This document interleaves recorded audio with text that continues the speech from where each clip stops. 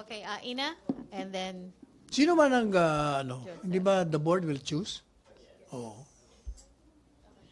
Sir, still on the Chinese vessel, you keep on stressing kasi that China will not do that, hence there's no need to ban. Yan ang But sabi ni Presidente. why can't you just answer explain to us what the policy is? Are we okay? Whether or not China plans to do it. Hindi. What is the policy of the of president having Chinese the fishermen? policy of the president is very clear. Ayaw niyang pumasok sa isang sitwasyon that will reap danger and put the lives of 100+ million Filipinos on the edge. Okay, Yun I'm ang asking about the pinaka-policy niya. specific policy of having Chinese fishermen in our exclusive economic zone. Is it allowed or not? Are we okay with that or not? Ay, ang sinasabi ni Presidente, hindi ko napagbabawalan kasi hindi naman nila gagawin. Yan ang point ng kanyang, yan yung transcript niya. So yan ang policy. What is? Again, sir? The policy is according to him, according to the transcript, when he was asked, will we prevent Chinese fishermen? Ang sabi niya, China will not do that. Again. Why? Because we're friends. Ibig sabihin, tapos in reference to sinasabi niya, nag-usap na kami yung tungkol. Sir, iba nga eh. Oh, It's just hindi yes pwedeng or no. iba. Are we Hindi, okay mahirap with Chinese mahirap fishermen? yung yes or no kasi ang headline, pag sinabi kong yes or no, iba. Iba yung, kailangan, in context palagi tayo kung ano yung sinabi ni Presidente, yun lang ang gawin natin. That's why, and yesterday, the President said, was clearer about this. No. That Kasi he ibang, will not iba na naman ang interpretasyon them. nyo. Sa akin, ang interpretasyon ko, yung of course niya, in reference dun sa pinag-uusapan nila. Kumbaga, of course, we talk about that. Hindi yung, of course, I will prevent. Kasi, if you will read the succeeding transcript, sinasabi niya ron na, if I will enforce my desire to implement, paano kung nagkaroon ng reaksyon na negative? Hindi magkakaroon ng gera. Ayokong mangyari yun. Sir, you have every chance naman to give an explanation but we need a yes or no first. Are we okay with Chinese I fishermen? will ask the President exactly kung ano talaga. Ano ba final mo ni Mr. President? Para sigurado. Kasi as far as I'm concerned, kung babasahin ko, ang It's a yes or no, sir. I will ask him. Para I will make a statement. Okay. Sir, doon lang sa investigation, since you were talking about it earlier, nabanggit ni Panelo yesterday investigation. that Yes. ang intindi nila ngayon is that the Chinese vessel sideswiped, sabi niya, yung Kasi boat siguro, ng, di ba sinasabi Filipino niya, meron na fishermen. siyang preliminary Yeah. report from the Coast Guard. Siguro yun ang preliminary report ng Coast Does Guard. this mean that the investigation is leading towards, ayun nga na, it was just an accident? Ang sabi niya, meron ng preliminary report. Doon siguro siya nagbabase. Pero ang sabi niya, hindi pa nagagawa yung final report. Baka itatype pa. Ibig sabihin, alam mo si Presidente, just don't say anything na walang basis. Meron siyang pinaghuhugutan nun. Antayin natin yung report. Di ba sabi niya, meron akong, ano tawag niya doon? May something in his sleeve. Nag-aantay lang daw siya ng may bara siya.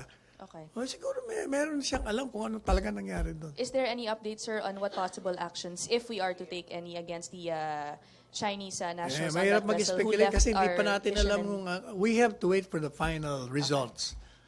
And then we will make a move. Thank you. Joseph, and then Rosalie. Sir, if I were a Chinese fisherman, Since you're not, if I were, and I don't think I'll ever be, because I don't know how to fish. If I were a Chinese fisherman and I want to go to Recto Bank, di hingi ka ng hingi ka muna ng permiso doon sa mga boss mo.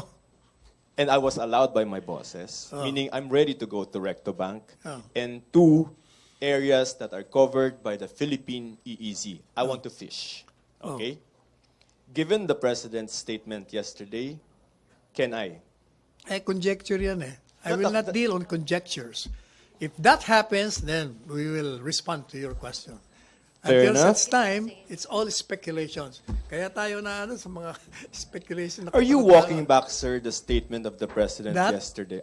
Is the palace walking back? What walking back? The statement of the president? Because Kinaklarify natin kasi yung premise natin mali. Kaya yung sagot ko, iba rin. Pero nung binalikan ko yung transcript, iba ang dating ng... Mali yung premise natin okay, sir. When the president said that there is because it's existing There is? a mutual agreement between she and him. In your interpretation, what was the agreement again? Sorry, I have to repeat everything. The agreement is hindi hindi magkakagulo dun sa lugar na yun. With regard to fishing, what was the agreement? What saying?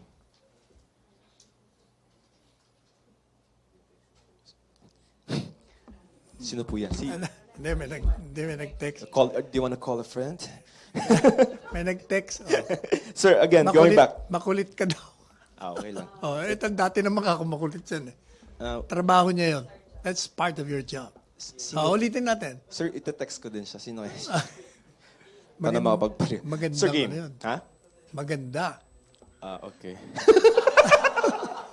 Tsaka gwapo. Sir, game.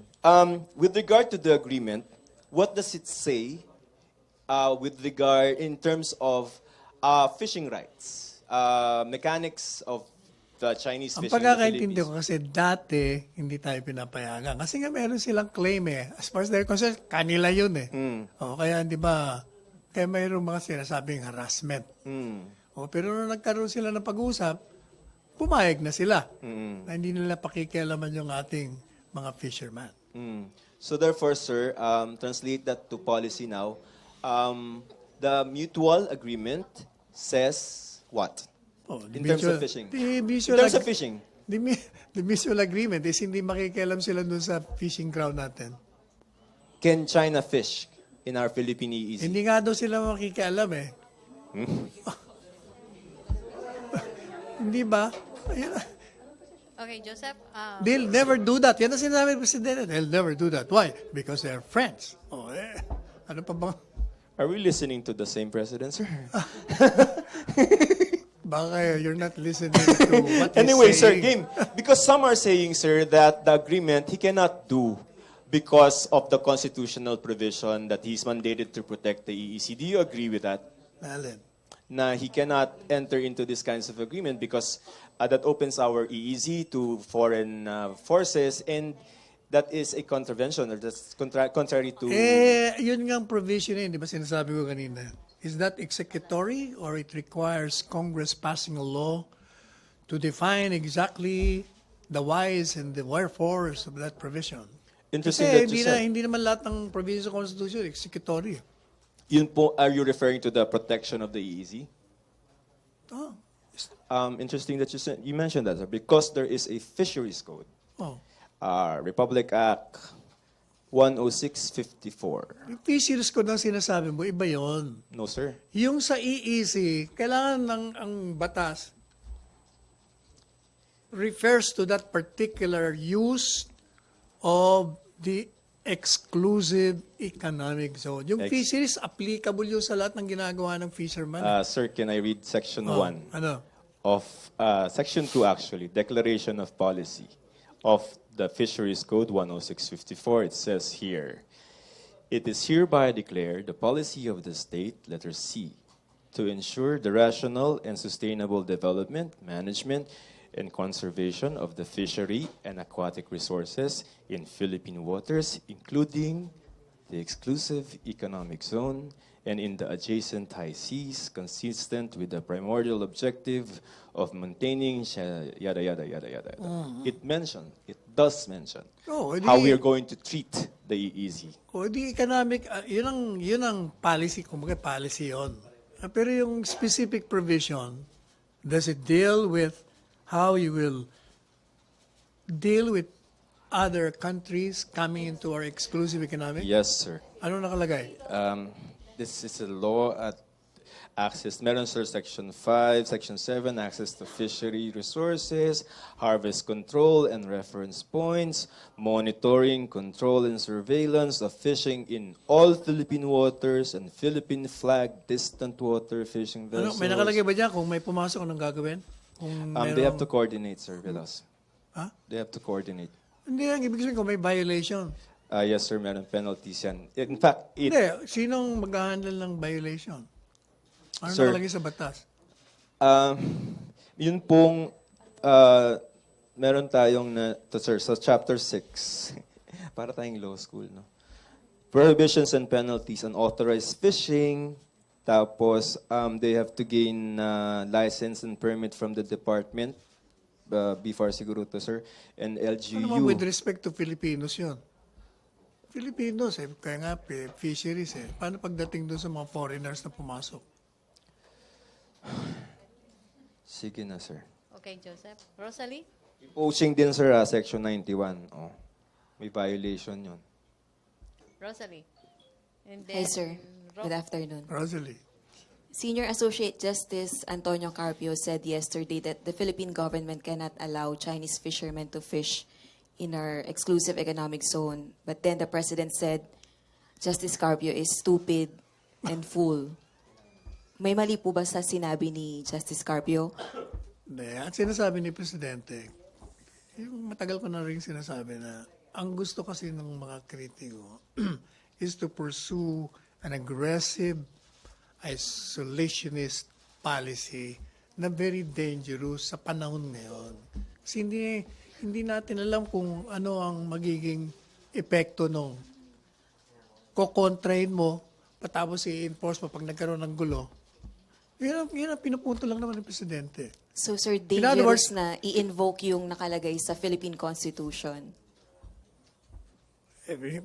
Nilalayo mo naman yung tanong mo Ang sinasabi ni Presidente, uulitin ko na naman,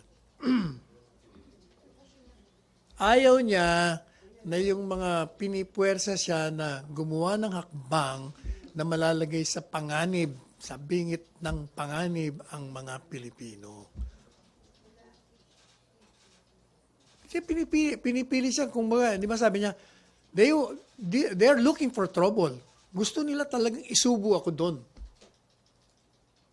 Yan ang pinupunto ni Presidente. Kaya siya nagre-react. Okay. Rose Novenario. Last three na tayo sa China. Baka may iba kayong issue. Hi, sir. Good afternoon. Sir, nakakapagsabit ba yung Philippine Navy at saka Philippine Coast Guard ng mga apprehension reports po nila sa illegal fishing ng Chinese, Siyempre. ng poaching, katulad po nung nangyayari sa mga nakalipas na administrasyon? Kasi dati po, na-assign ako sa Maritime Beat. Halos linggo-linggo po, merong report yung military at saka yung Coast Guard ng apprehension ng mga illegal fishing at saka poaching ng mga Chinese fishermen. Hanggang ngayon po ba may ganun pa? Siguro naman kasi standard Kasi yun. po wala akong nababalitaan na may ganun Kasi kung may ganun pa po hanggang ngayon, pwede pong basis yun sa sinasabi nyo na na hindi pinapayagan ng Pilipinas na mangisda ng illegal yung mga dayuhan kay Chinese, kay Taiwanese. Gaya po nung mga nangyari nung nakaraang administrasyon. Hingi tayo ng report sa Coast Guard with respect to that. And sa mga Philippine Navy, violation. sir. Philippine Kasi Navy. meron po silang regular na ganun Okay. Ace and then Julie. Clarification. Yung sinasabi ninyo na sinabi ni Presidente na he trusts that China will not fish dun sa EEZ, they will not do that. Kung ano yung sinabi niya, Yeah. di ba? Kung ano It yung- covers the entire Sabi niya, I don't think that China would do that. Ang tanong, should we prevent China from fishing in our EEZ? Okay. Yung statement that covers the entire 200 nautical mile EEZ sa Philippines. EEZ ang tanong Tapos yun naman ang sagot niya. But Sec Panatag Shoal is located within the EEZ. Kaya ano nangyayari doon, Sec? Hindi ba? Kaya nga tayo may mga diplomatic protest. But they're fishing there. In fact, they are in the area. Nagpo-protest na tayo. Kaya nga, hindi ba subject nga ng diplomatic mechanism yun kung paano nila i-resolve yun? So that means hindi totoo. I mean, ginawa nila. They already went there. Nag-fish na sila in an area within the EEZ. Alam mo, pag sinabi mo kasing nila, you refer to the to the Chinese government. Di ba? Yan ang assumption. Yan na naman tayo mali eh.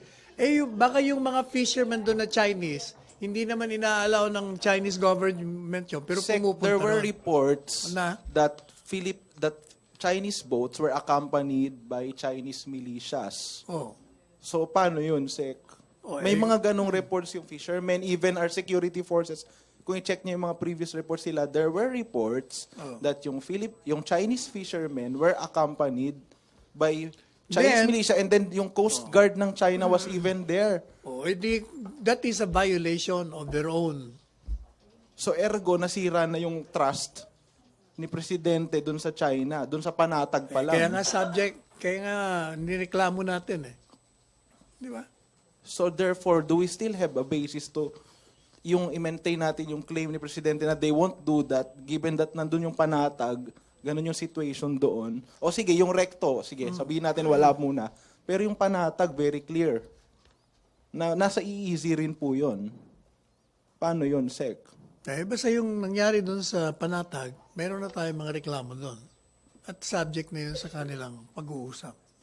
Yung sa Reed Bank, isang insidente pa lang yun. So naniniwala pa ba si Presidente na China won't do it given yung nangyari sa panatag? Yung sa fishing? Baka he's only referring to Reed Bank. Kanina sabi nyo EEZ buo. Yan ang interpretasyon natin kasi ang pinag-uusapan yung Reed Bank talaga yung incidente yun eh. So he could be just focusing on that particular incident. Sige, Sec. Salamat po. Friendly reminder, limit your follow-up questions. Last 4, Julie, Ina, Joseph, and Raymond. Sir, Foreign Affairs Secretary, former Foreign Affairs Secretary Arnold Del Rosario said that President Duterte can be impeached for constitutional violations when he failed to protect the country's EEZ. Salita lang yun ng ano. Alam mo, under the Constitution, merong provisions on impeachment. Kung naniniwala sila na may ginawa siyang impeachable ground, o edi mag-file. Di ba?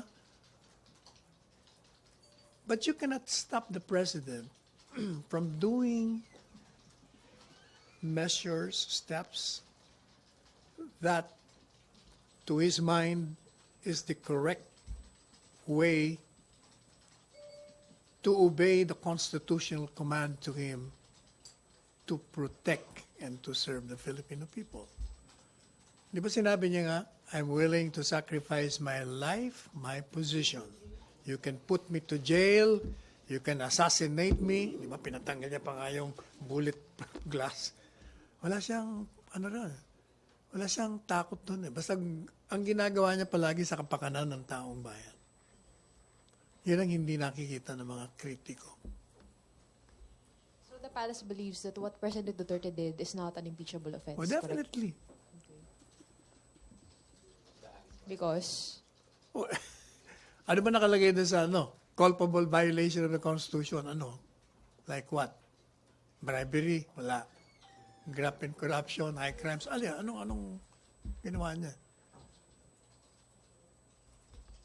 Sir, does it seem like the president is weighing between which constitutional duty is more important to him? Protecting the There is EEZ? only one very important duty of the president, and that is to serve and to protect the Filipino people. Lahat ng provisions doon sa Constitution, doon ang gagaling yon. Parang Ten Commandments, love thy neighbor, nandun na lahat yun. Love God as you love, di ba? Parang ganun yun eh. Yun ang basis eh. Lahat ng provision ng Constitution, kung titignan mo, palaging dun galing eh. Sa serving the people and protecting the people. Sir, Sir, on a related note, sir, former senatorial candidate Shell Jokno, who is a lawyer for fishermen in a writ of kalikasan case before the Supreme Court, said that the Chinese fishermen can be sanctioned under the Fisheries Code just by entering the Philippine EEZ. Ano sabi niya? Jokno is saying that the Chinese fishermen or the Chinese fishing vessel or foreign vessel can be sanctioned under the country's fisheries code just by their mere presence in the Philippines EEZ. He cited he cited Section 1, which says it shall be unlawful for any foreign person, corporation, or entity to fish or operate any fishing vessel in Philippine waters. The entry of any foreign fishing vessel in Philippine waters shall constitute a prima facie evidence that the vessel is engaged in fishing in Philippine Prima waters. facie lang yun.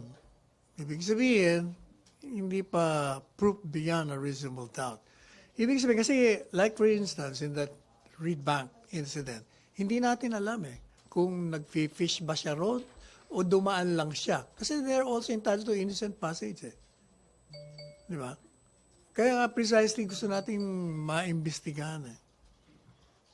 Nag-aantay tayo ng final results of the investigation. So for now, sir, the Duterte's administration's recourse to incidents like this is to file the diplomatic protest.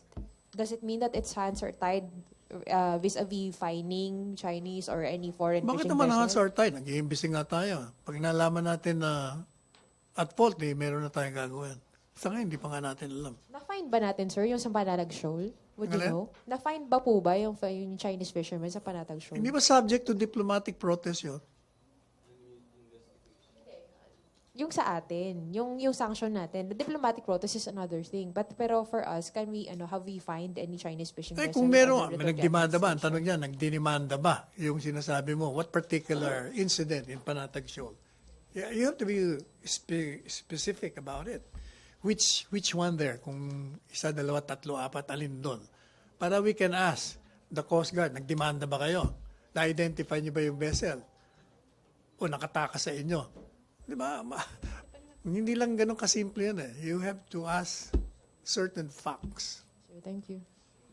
Ina, Joseph, and last, Raymond.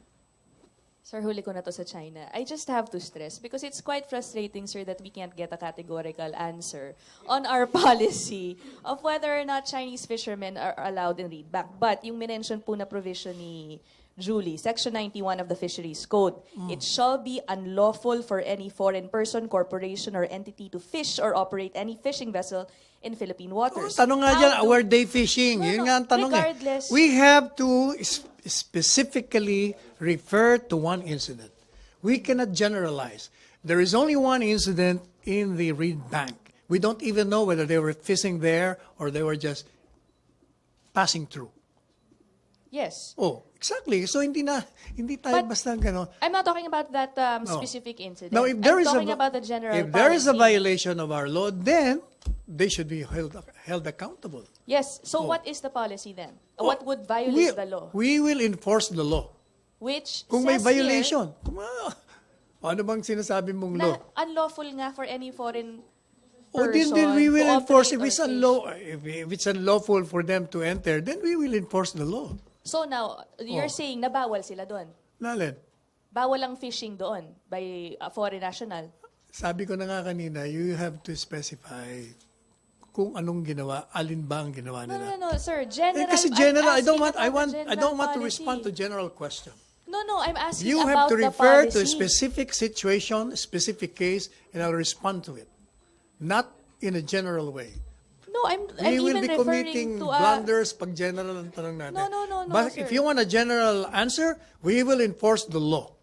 Okay, and the law says Oh. that it's unlawful for any foreign person to operate any fishing vessel in Philippine waters. Oh, kung, So, bawal. Okay nga, kung meron bang di we will enforce the law. Kung wala, kaya ang Kung tanong wala, ko sa'yo. no, it's fine. We're not. Oh. I'm not asking you that telling you that we should. Basta, I'm asking kung we pwede will o hindi. enforce the law, we will enforce the Constitution. Yun ang policy ng So gobyerno. bawal. Basta we will enforce the law. That's my answer. Okay, Joseph, then We will Pia. enforce the law regardless. That's the absolute answer of this government. Again, the We law will says enforce that the it's Constitution. It's unlawful. We will enforce the Constitution. Pia muna, Pia. And then Joseph, last na talaga si Raymond. Sir, following up Ina's question, if the investigation shows that the Chinese vessel is fishing in Reed Bank, We anong will gagawin ng prosecute. Pilipinas? So, bawal mangisda ang Aba, mga kung Chinese doon. nakita natin na talagang ginawa nila naglumabag, di ba? Kung hindi pa nga natin, ang problema kasi nga, hindi pa natin alam. Okay. Siguro, pag meron ng findings at wala tayong ginawa, yan, you can pounce on this government. Pero kung wala pa nga nangyari, nagko-conjecture lang tayo. We will prosecute, Antayin sir, natin. under the policy that the Philippine government is not allowing the Chinese to fish in Recto Bank. Basta ang policy ni Presidente, he will enforce the law. May kulatilya naman siya.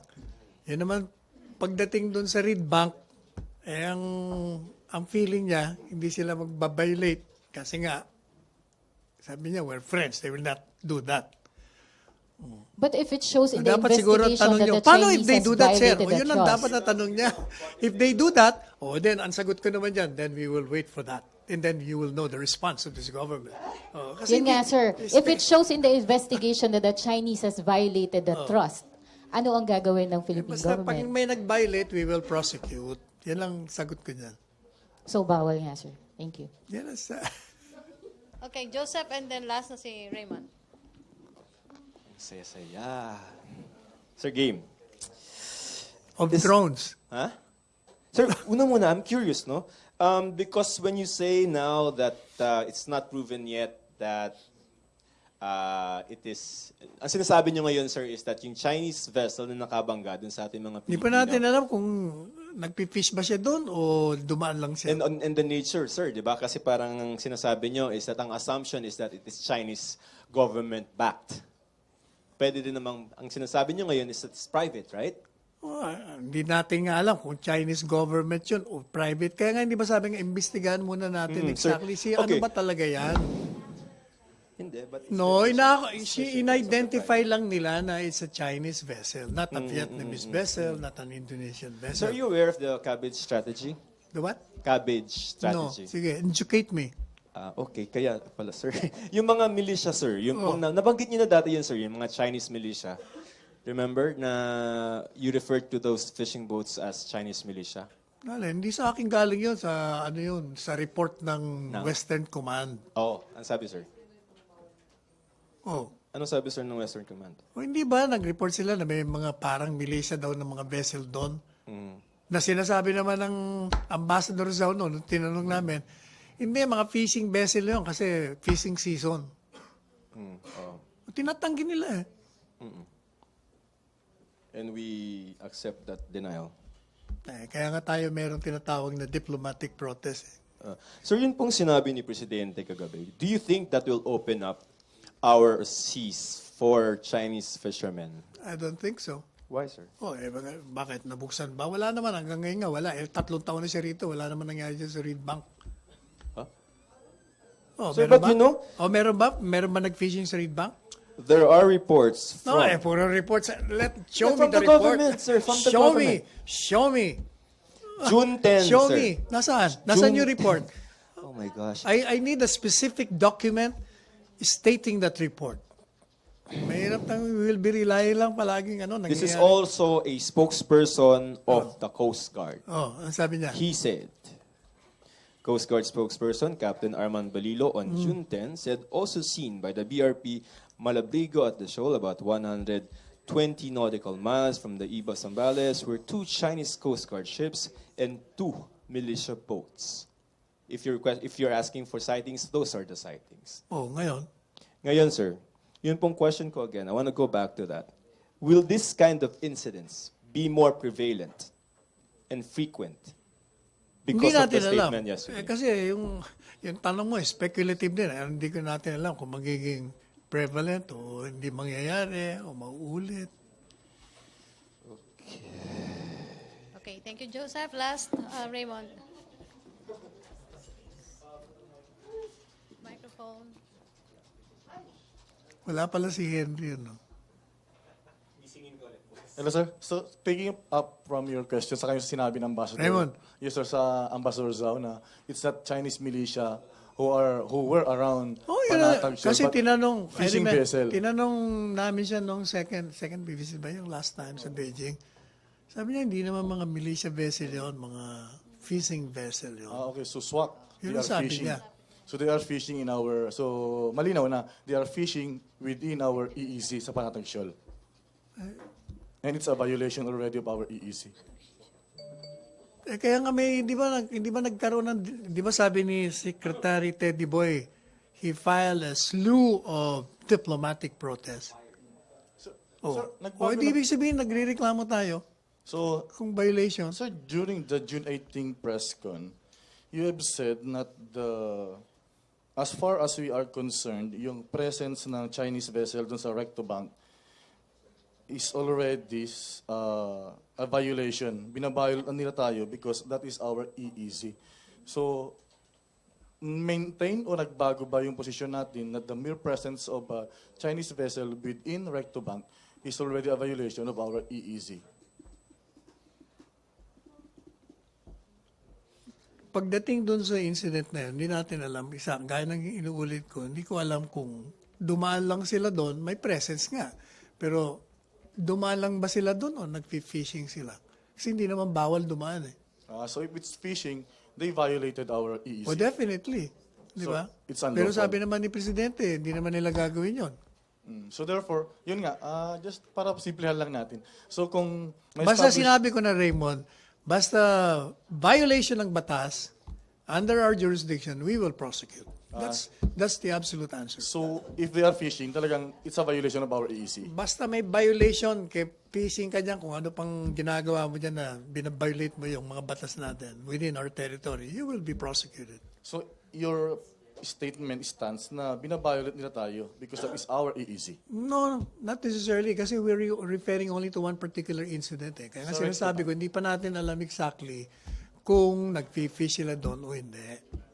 So kung fishing violation. O, kung nag-fish sila, di nag-violate sila. Okay. Thank you, sir. Okay. Last na si Ina, other issue.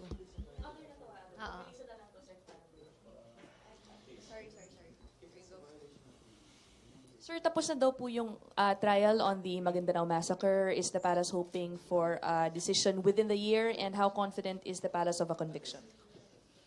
We'll have to ask the DOJ kasi DOJ nag-handle nun. We leave it to DOJ. Secretary Guevara. Okay, but at the very least, do you want a decision this year, within the year? Ay, siyempre, everyone always wants decision from the courts to be sooner than one would wish. Di ba, reklamo nga dito sa atin palaging pinapagatagal ng mga kaso. Okay. Sir, on the speakership, it would appear na dalawa po yung remaining contenders, Martin Romualdez. Tingin ko and- speculation lang yan. I was listening to Bebo Talbares. Sabi niya, no, hindi raw totoo. Lumalaban siya. So hindi. Oh, okay. But did the president meet with any of them following in the recent days? And he did. During the HNP. Okay, after that, wala na po. Wala. Okay. Thank you, sir. None that I know of. Okay, so last question na daw si Joseph. Para sir, sa katatahimik ng aking... Sir, yung pong line of questioning ni Raymond and ni Pia, if a Chinese fishing boat, tama, no? Enters an EEZ, our EEZ, you said strongly, we will Chinese, enforce... kahit na hindi Chinese. No, I would... Bakit ba masyado kayong hot Chinese? Lahat ayaw natin. Ayaw natin lahat ng foreign vessel. Oh, sure. Game. Now, sir, if they enter our EEC, you said very strongly and very passionately, we will enforce our laws, correct? Yan ang sinasabi ni Presidente. That means China, Vietnam, whoever, Lahat. cannot fish in our EEZ. Yan ang supposed to be dapat mangyari. Pero ang sinasabi ni Presidente, yung with respect to the Chinese government, meron silang usapan na hindi sila papasok doon. Hindi papasok. Hindi ba? Hindi nila kasi ang tanong, ikaw ba yung nagtanong sa kanya na will you prevent? Ikaw ba yon yung Yes, question sir. nito? Pero iba na, sir, yung context niyan. Ang context ng sinasabi ni Presidente kahapon na... Hindi, pareho pa rin ang context. Ang intindi ko pareho. Hindi, sir, game. Mamaya tatanungin ko siya. So, Para gawa tayo ng statement. Sige, sir. Yan na Okay, lang. thank you, Joseph. Thank you, MPC. Thank you, Secretary Panelo.